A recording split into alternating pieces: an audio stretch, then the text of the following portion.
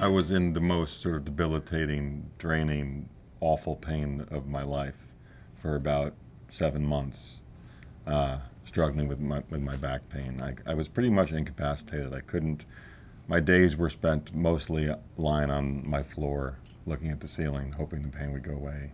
When I met with Noah, we reviewed his history, physical, also the MRI findings, which clearly showed that he had a very large herniated disc with severe pressure on the nerves going to the leg.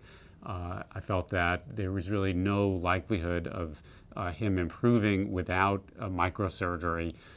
So then we discussed the minimally invasive microdiscectomy, what the procedure entails, what to expect just after the procedure, as well as in terms of the long-term recovery. I was really resistant to the surgical option for quite a long time. I mean, I thought of it as a last resort. My general practitioner knew Dr. Elowitz and recommended him as, one of the best. And then I had a physical therapist actually who was here at NewYork-Presbyterian, and she also recommended Dr. Elowitz. So it was all concurring opinions that Dr. Elowitz seemed to be the man to see. The minimally invasive microdiscectomy is performed under anesthesia. The incision is just about a ½ inch in the lower back. Then use a special type of a tube retractor, really not much bigger than this pen. So go right down to the area of that herniated disc, bring in a microscope, so it is microsurgery, and then remove that herniated part of the disc, almost like the toothpaste that's come out of the tube, get the pressure off of the nerve, and then close. Once the pressure's off that nerve, that pain goes away very quickly. Even in recovery room, many patients tell me that the pain is improved. My surgery was 7 a.m.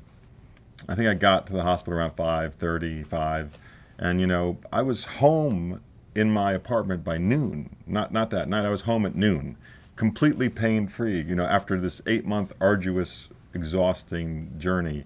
After this type of minimally invasive microdiscectomy, I get patients up and walking within an hour or two after the procedure.